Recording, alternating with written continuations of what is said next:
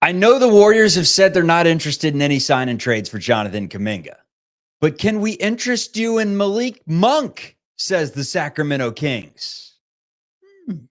You are Locked On Warriors, your daily Golden State Warriors podcast. What are they going to say now? Part of the Locked On Podcast Network, your team every day.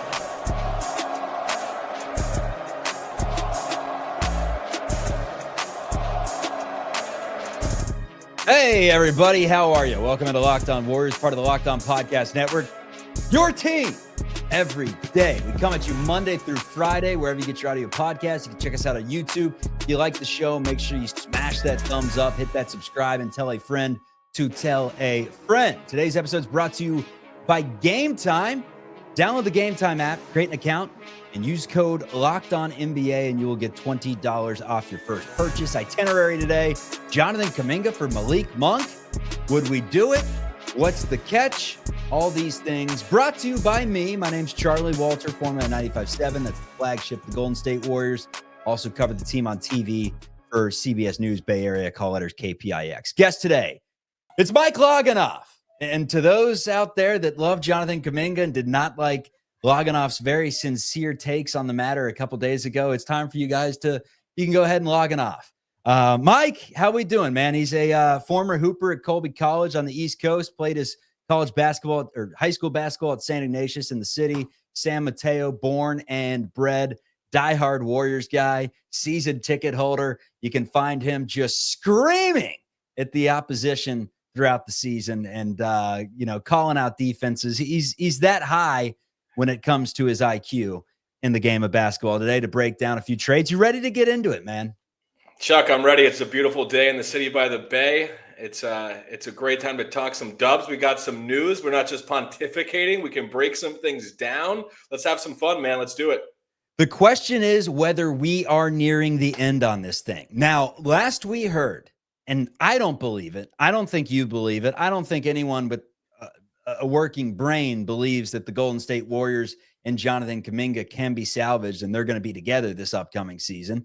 But last we heard, the Warriors were not looking into any sign and trades. They've shut the thing down.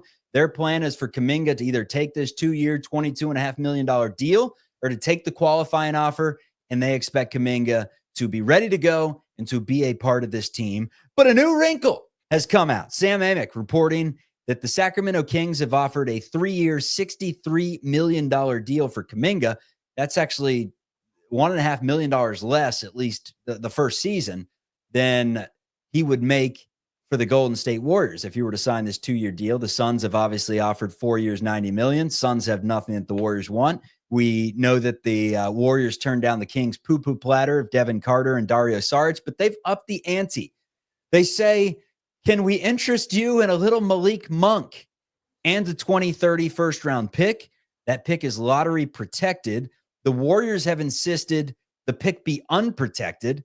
If that pick didn't convey, then the Warriors would get the least favorable of the Kings or San Antonio's first-round pick in 2031. So is that the holdup? Is it a Kings unprotected pick? If they unprotect this pick, do we have ourselves a done deal? Now, overall, I like Malik Monk, but here's the issue. It would require freeing up some space in order for the Warriors to stay under the first apron. That means they'd have to move Buddy Hield or Moses Moody for apron purposes, most likely Buddy Hield. You're also taking another guard where a wing's very much needed. I will say, though, Malik Monk fits the bill for a lot of things you're looking for. Malik Monk is exactly the player, the archetype of player that the Warriors need. He's someone that we talked about a month ago, I think, Chuck, on the first day of free agency, when we were praying for some news. And you said, hey, Mike, who do you think the Warriors should try and get their hands on? What's the kind of player that they need? And I said that a month ago in July, and I'm saying it now in August. Malik Monk is the exact kind of player the Warriors need. He's a play finisher. He's a creator. He can take the ball off the bounce. He's a secondary ball handler to Steph, too, because Steph's getting up there. He's still producing, obviously. He's an all-NBA player. But having Monk who can kind of take the ball off the court so Steph doesn't have to do it every single time, just another trustworthy pair of hands out there. And I think if the Warriors can get that unprotected pick, I think you just hammer it and you say, let's do it. And a little Palpatine in Revenge of the Sith. Do it. And you just get it done. Malik's electrifying, man. He's a high flyer. He'll throw down some ridiculous cram jobs. He's a microwave scorer. And I just remember the first game that I ever saw him play. It was his freshman year, his only year of college. They played, I believe it was North Carolina, who they ended up losing to in the Elite Eight on that Luke May shot. But it was North Carolina, and it was that team that Monk was on with De'Aaron Fox and Bam Adebayo. And Monk went for like 45 points. And he's done that in the NBA. He's gone for 45. Like, he has the ability to put the ball in the basket in an elite rate. He's a very good passer. He's really good at like the snake dribble mid-range game where he kind of works well off ball screens, keeps his man behind him, and then, goes with the double option of, am I going to pull up and knock down a little mid-range, or am I going to use my float game to his advantage? He's good at that. The three-point shot has been very iffy. The exact stats for his career, he shot at 35%. Last year, just 32% on volume. He was taking nearly 6.5 a game. But he's had good seasons. He shot 39% back in 2022, had a very good 2023 season for Sacramento, where he was fifth in sixth man of the year voting. He's coming off a season, though, where he scored the most points of his career at 26 years of age. He averaged 17 points last season for Sacramento, 86% from the line, shot at 43% from the floor, 5.5 assists per game compared to 2.5 turnovers per game. So my question is, with a bunch of these attributes that Monk brings in, and defensively, he's iffy, but he's also on a team that just sucks at defense, right? And maybe you can hide him a little bit if he's in the lineup with Draymond and with Jimmy. My question is, I've seen all over the internet much more people shooting this down saying, don't be idiots, Golden State, as compared to kind of going your route and saying, just do it. Now, a lot of the holdup was the Buddy Hield thing. People are saying, you can't get rid of Buttard. You can't break up the Jimmy Butler, the Robin and Alfred dynamic. Your take is kind of, hey, if you get rid of Buddy Hield, you can figure it out and bring someone else in that maybe fits a forward position a little bit more. And Malik Monk adds some shooting. Does that nullify the D'Anthony Melton? Does he still make sense? Like, how does this all work out to you if you do indeed decide to make this trade, if you're Mike? I think you have to think about Malik Monk in the context of the other moves that you just outlined, right? So Malik Monk is, I think, a really great fit. He fits a role that the Warriors need. On the topic of his defense, real quick, before we start talking about the other chess pieces, the good news is he's an athlete, right? As we know, he's fast, he's athletic, he'll compete, which is important. And so I think on the defensive end, we can kind of think of him as, maybe a little bit negative beyond a neutral, but he's not a defensive sieve, if you will. And then if we think about bringing in Malik Monk and what does that do to the wider team, does that mean that the Dubs still go pick up D'Anthony Melton? I think probably. They probably bring back Melt. They're probably then going to go get Horford. And so then you're thinking about a starting lineup potentially of Steph, Melt, Jimmy, Draymond, and Al Horford, which is a pretty damn good starting lineup. And then coming off the bench, let's assume that they deal Hield or Moody in this transaction as well to free up the space and make the contracts work.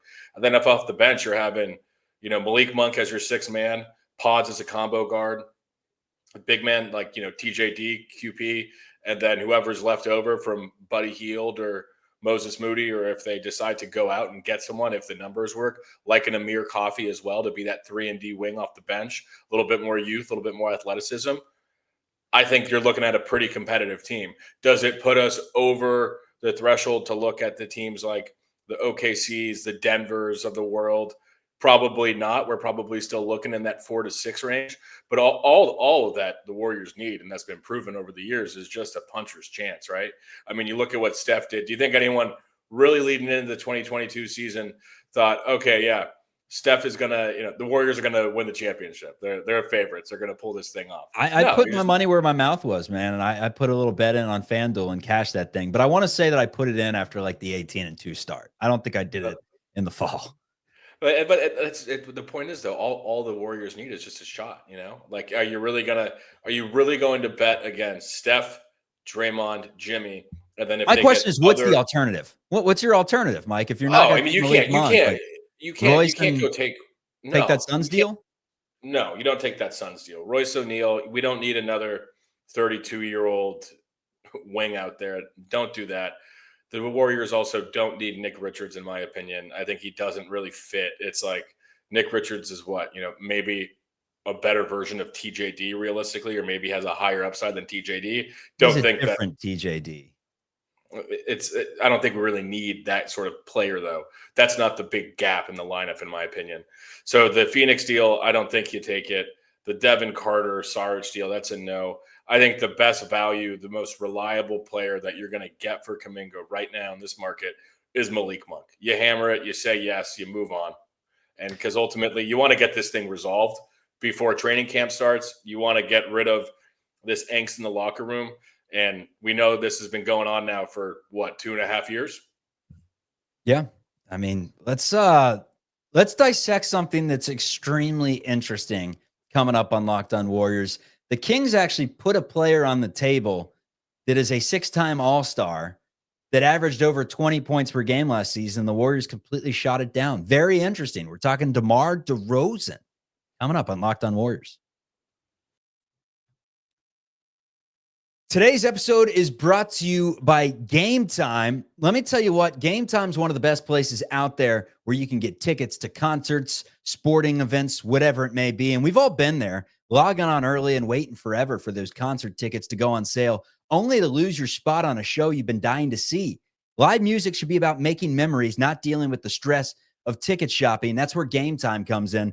They thought I was in Chicago recently for Lollapalooza, Mike, and they basically sent me this update that said, hey, Rufus Du Sol tickets are half off now. And I'm like, oh, that does me no good. I'm not going to be there this weekend. But thank you for the heads up, Gametime. And that's what they do. They make getting concert tickets faster and easier than ever. Prices actually drop as it gets closer to showtime, and you can save up to 60% off with their killer last-minute deals. Tired of endless scrolling, trying to find the best deal? Gametime Zone Deals. Pick the best seats in the section for you.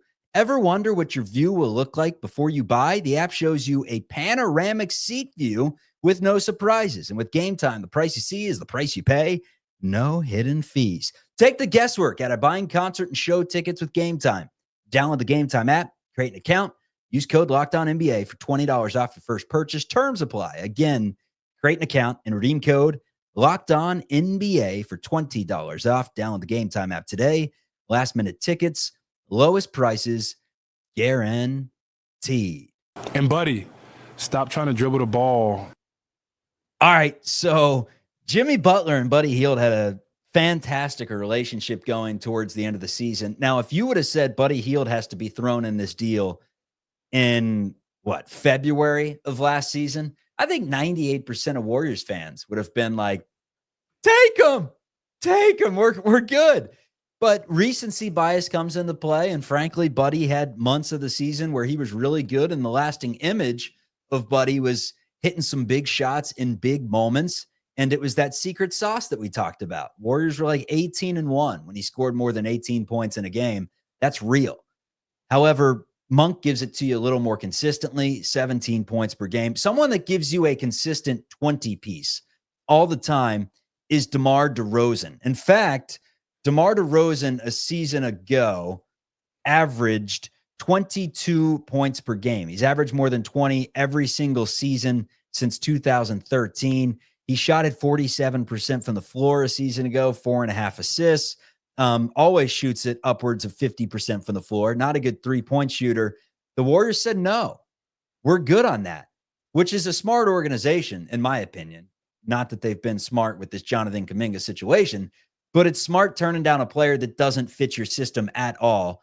If you're getting rid of Kaminga because he's a ball stopper, you're not bringing in another guy who's hunting shots and who's also a ball stopper. So you're nodding your head. I'm going to go ahead and assume that you're agreeing with me that DeMar DeRozan just wouldn't have been a fit. Nice on paper, but not a fit. That's correct. Vertical head nod indicative of the yes there, Chuck. We're in accord here. I think I think DeRozan, beyond just the ball stopping and the ball dominant and kind of the shot hunting, he also eats up similar space to where Jimmy likes to operate and Draymond does. And I don't, it just, it's not a fit that would work. And equally, do we want to get, as again, we've both said this, people somehow have selective hearing when we talk about Kaminga and the fact that we think he's a very talented young prospect. He probably will be an all-star at some point in his career if he gets to the right place. But right now, not what the team needs. And are you really going to give up a young prospect with high upside for an aging star, another aging star who's definitely on the back nine in DeRozan? You're not going to do that. It just doesn't make sense. Yeah, the Kaminga thing's as simple as to me. If you could have rectified it and made it work, then it would be a completely different story. But the writing's been on the wall for a minute, man. I mean, really, I thought maybe there'd be some talks of extensions if he came back and meshed well with Jimmy Butler and it was a different story. But after everything that happened, whether you want to blame Kerr, whether you want to blame the front office for not trading him, whether you want to blame Kaminga for not doing the things that Kerr is asking of him, it doesn't matter at the end of the day. But the fact of the matter is that it didn't work. It didn't work. And JK doesn't really want to be in the Bay Area. And if a player doesn't want to be there, very little does it turn around. It has before in the past, specifically in football. I feel like there's a lot of times where players hold out and you think they're never going to play there again. The bag's thrown their way and it's a completely different story and they all lived happily ever after. But in basketball, usually when you want out, you get out. Yeah, I think it's an untenable situation. I think both parties need to just move on. And I like what you said there too, where it doesn't really matter who's at fault, right? Whether ultimately, if the judicial courts of the universe deem Steve Kerr is at fault and he's guilty of the situation, or if it's Lacob, or if it's Kaminga himself, whoever it is, right? Whoever is at fault for the situation going awry and not working out, that doesn't really matter. The reality of the situation, if we want to just be pragmatic in our analysis, is the fact that it's not working. He does not want to come back to Golden State, regardless of what people say in the comments. He does not want to come back. He wants to be moved. He's been meeting with other teams, discussing contracts, as we brought up today in Sacramento. I think that's, again, indicative of the fact he does not want to come here. He posted that Instagram of saying, I'll bet on myself, and he's turned down the Warriors' offers. So to all of our listeners who disagree with us, that's fine. You can disagree, but equally, what are we going to do? Just bring him back and let him ride pine? The situation hasn't worked out. You ship him. If you can get Malik Monk, how old is Malik? He's 26, right? He's 4 years older than Kaminga. I think he's 26. He's entering his prime, really, as a secondary ball handler to Steph. Yeah. He played as a 26-year-old last year. Yeah.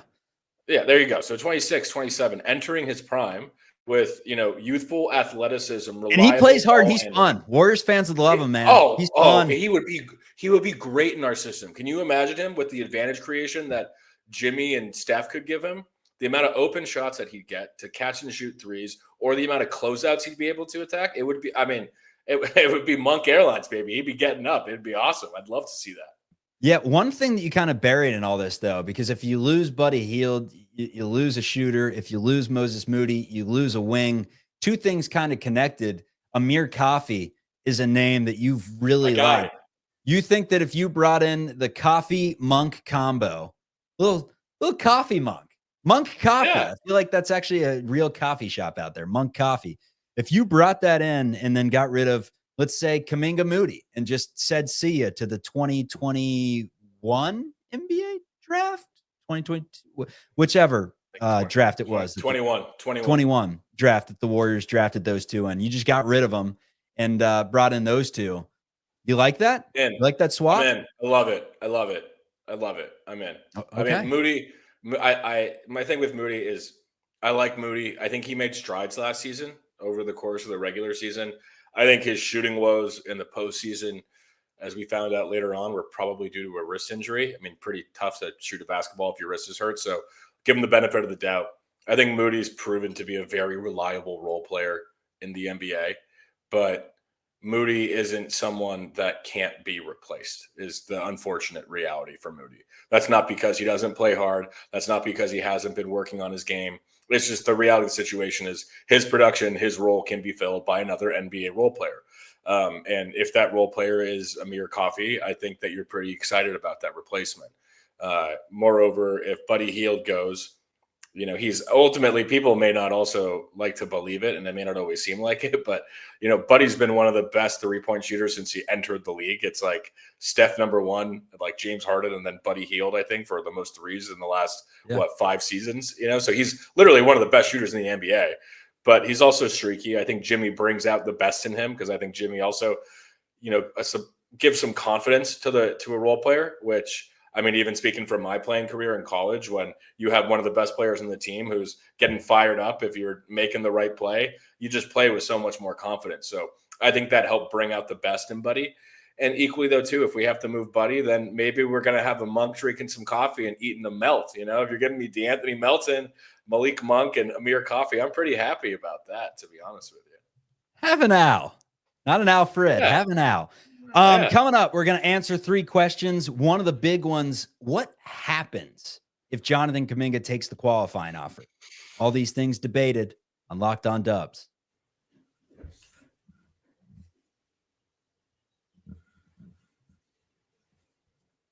All right, couple things I want to get to before we answer that question, which is what happens if Jonathan Kuminga actually signs the qualifying offer. But I sent you this earlier, and it was an article back from the 2023 playoffs against the Kings. Remember, before Game 7, there was that passionate speech by Steph Curry. And the article was, according to multiple sources in the private session, Curry told the team he believed in them, that they had enough to win. He asked for their trust in return. He assured them he could deliver victory if they all bought in. He implored them to put all their feelings aside, which sources with knowledge of the locker room felt was a message directed at Jordan Poole and Jonathan Kuminga, who might have been unhappy for reasons such as playing time and role, and lock into the unified mission. We've been having this conversation with Jonathan Kuminga since he was 20 years old in 2023. We've been having this conversation for a while that he has not been happy. So it would make sense, 1,000%, that he's looking elsewhere. Again, the issue for him is the Warriors retain his rights. This is the NBA.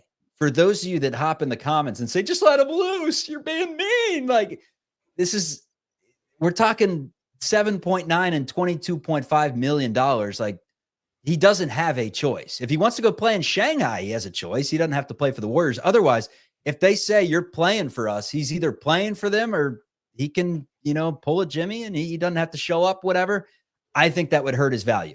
The question here becomes, what if JK actually signs the qualifying offer? Again, I think it'd be so dumb. It'd be a middle finger to the Warriors, who then could basically just say, bench is that way. Guy Santos just took your spot all season. Some are firm believers that he has enough on tape to get 20 plus million without playing. I just can't fathom it. I think he's overplaying his hand, in my opinion. But what is your take on this? Whether Jonathan Kuminga would actually sign the qualifying offer, or if this is all just one big bluff? So the qualifying offer is, I think, for both parties, the worst outcome, right? Because then if you're Kuminga, you're not. Especially, let me add this in real quick, because he just arrived to play in the Congo's national team as they're getting ready for AfroBasket this month. Knock on wood, because I don't wish anything bad to anyone.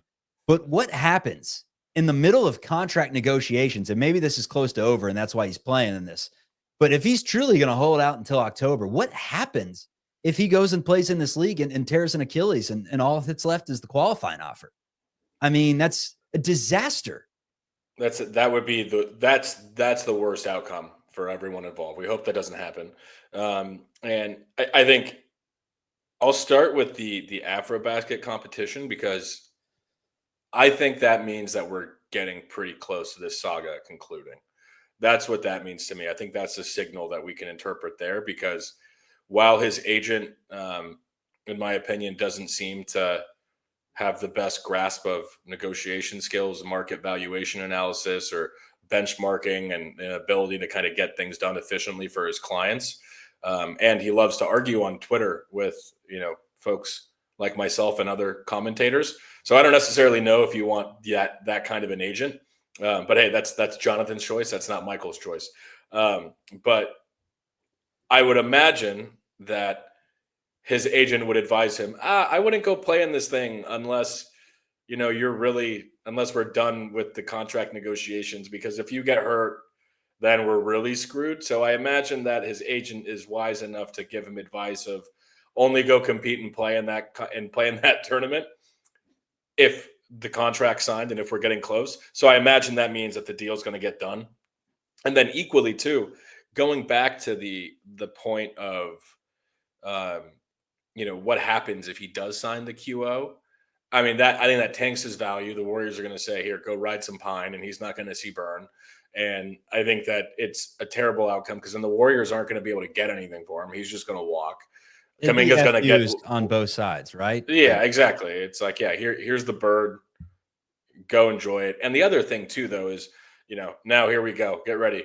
If listeners are expecting me to say something nice about the situation about Kaminga, it's probably not going to be what you're going to get right now. But going back to a little bit of my rant and my pontification last week, Chuck, this is a choice that he's making.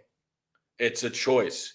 This goes back to the playoffs in 2023 in the Game 7 when Steph put up 50 points. People forget what a game, what a series. And if Steph was saying it then and Kaminga was called out then that means that this has been going on for a long time. And if Steph isn't happy, that's probably not a good thing considering your all-NBA player, the best player in franchise history, still one of the best players in the league. If he's unhappy, that's probably not a good thing. And that probably means that there's something wrong. If there's smoke, there's fire. And if this has been going on for over 2 years now, then it's that is one, I think, on the Warriors for not being able to make a move sooner. Right? That's why the Warriors are kind of, as an organization, being held hostage by the situation. But equally, it's also on Kaminga for not buying in to what the team needs him to do. And so at that point, if you're signing the QO, then like you said, there's going to be screw yous, FUs, birds, and colorful language all around. And he's going to sit on the bench. He's going to tank his value. And then people are also going to wonder, other teams, when he goes out to free agency, you're going to wonder, oh, hey, can I rely on you to play the role that we need? Or are you going to be a prima donna? Are you going to try and make the whole situation, the whole team about you? And can I actually rely on you? Because if the Warriors can't rely on you, why should we? Case in point. All right. So question that I have, question 3, final question of the day that I need you to answer, Mike. Malik Monk's, not extremely young, but he's 27 years of age. So he's a young, talented player, and the Kings are offering a first-round pick. That is what the Warriors have asked for, apparently. Now, how good and how young does that player have to be? We don't know. Plus, apparently they want, unprotected first-round picks. They don't want the protected ones. But the Kings, I imagine they're thinking like, we offered you our top 15 pick from a season ago in Devin Carter. That has to classify as young talent, shoulder issue or not. And then we also offered you Malik Monk now. He's not good enough. Neither of them are good enough. It doesn't actually sound like what you're looking for, you're actually willing to take. That's kind of how it feels to a certain degree, because the Kings have now given him 2 separate offers that both include kind of pieces of what the Warriors want. And maybe it needs to be unprotected, and maybe that player needs to be better than Malik Monk or younger than Malik Monk, I should say, and better than Devin Carter, I should say. I don't know, though, what the Warriors are necessarily looking for here. That's why it makes me think that this Monk one could be the last one. And I do like Malik Monk a lot. The 2-for-1 special where you're getting rid of Kaminga and Buddy Hield just to bring in Malik Monk face value, I don't necessarily love, but other moves can be made. The big question that I have is how it affects kind of the D'Anthony Melton here, because they do feel a little redundant as secondary ball handlers. Sure, Melton's a better defender. Sure, Monk is more of a microwave scorer. Do the two of them together work with Brandon Pajemski? Could Brandon Pajemski be involved in some sort of a deal? I don't know how all this works out, but you would imagine that the Warriors are stewing this thing over right now, and that they are seriously at least listening to the offer at hand, because Malik Monk put up 17 a game, and he's different in the sense, because Kaminga puts up 17 a game too, right? But he's different in the sense of Kaminga. that he just has a completely different style of play, per se. Exactly. I think, well, going back to the transaction, I think the move that the Warriors made saying we're not interested in sign and trade was a bit of gamesmanship, because once that happened, then the poo-poo platter from Sacramento was immediately removed from the table, and there's no conversation about Devin Carter or Dario Saric right now. And then boom, what happens? Oh, hey, we'll give you Malik Monk and a first-round pick. And now the Warriors, they say, we don't want that. That could, again, be gamesmanship to say, okay, we know you want Kaminga. You know what we want. We can make this thing work. I think it's a little bit of just hardball negotiation right now. What if they got Monk and Keon Ellis out of this thing and said, forget you to the first-round pick, and somehow got Keon Ellis? That would be a very, very interesting outcome, because then you're looking at someone like Keon. It's the Kings. They make dumb decisions before, but I think that they're happy with Chicago of the West and some of the moves that he's made. And if he were to make that move, frankly, hopefully they're not listening to the podcast and I'm giving them ideas, but that would be horrific on their part. It would be awful. It'd be awful. It'd be awful. And maybe Kaminga is the next Kobe, like some of the stands think. Well, here's the thing, though, too, right? I mean, now again, let's think about this. Like, if you're Kaminga, why do you want to go to Sacramento? I mean, think about they have so many guys that just chuck on that team. Levine chucks, DeRozan chucks, Schroeder chucks, Sabonis chucks. Like, I mean, I don't know where he thinks he's going to get all these shot attempts. He's loved living in the Bay Area, Mike, and he knows he can live in Vacaville. He can live about halfway there and avoid some of that traffic. Actually, you're not avoiding the traffic in Vacaville, but no. You're in the traffic. He's someone that's not from the country, right? And maybe he really likes Northern California. You got to factor in people's lives, whatever. But it's truly just Northern California. They're basically saying, hey, you come in and you're going to be our dude. And that to him is just like, let's go. Because Steve Kerr has not said that to him at any point. You're going to be our dude. Exactly. And look, so I don't think it would frankly really work out for Jonathan in Sacramento from the standpoint of just the roster construction. I think he would become frustrated again, frankly.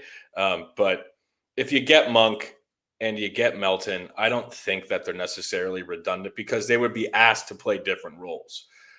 Melton would be your point of attack defender for, the best guard on the team, right? And then if you're slotting in Horford, assuming that he's going to sign with the Warriors, as all indications for the last 30 days have said as such, you're looking at a pretty good. You're getting a really good starting lineup there from a defensive perspective, right? Because like people also, I think they really undervalue Steph's contribution on the defensive end because Steph is always engaged. He's always closing out. He's always playing help defense. He's not just sitting there and plotting on defense and playing traffic cone. He's engaged. He's a pretty, I would say, a slight plus defender from his ability to play within the scheme. But he's just limited by size and that's a stretch, strength, but right? I mean, on from a scheme basis, though, is what I'm saying, right? Like within the components of the team, like obviously, yes, if you put him on LeBron and LeBron lowers his shoulder, Steph's screwed, right? But like from the standpoint of, okay, is he engaged? Does he close out? Is he in passing lanes? Yes, he is. And so he's not going to sit there and play with his hands down at his side and just wait to go play offense is the point. But if you have Melton, Jimmy, Draymond, and Horford, that's a pretty damn good defensive lineup. And then off the bench, you just tell Pods, hey, go be the spark plug from, a hustle and effort standpoint and knock down some shots and maybe create some for others. And you tell Monk, hey, when you're out there, when it's like you and Jimmy, like just put up as many as you want. And he would probably say, that sounds fantastic. That's what Kerr's saying in the press release. But he's pulling Pods aside in the tunnel on the way out to the first game. He's like, Pods, 15 shots. 15 shots. We run 15 for you, BP. Yeah. Hey, Mike, good stuff. You're still the guy, man. Enjoy the weekend. You're the dude. That's Mike Loginoff. You can hear him from time to time on KNBR. Chuck Walter. This is Locked On Warriors. Check us out wherever you get your audio podcasts and on YouTube. Peace, everyone.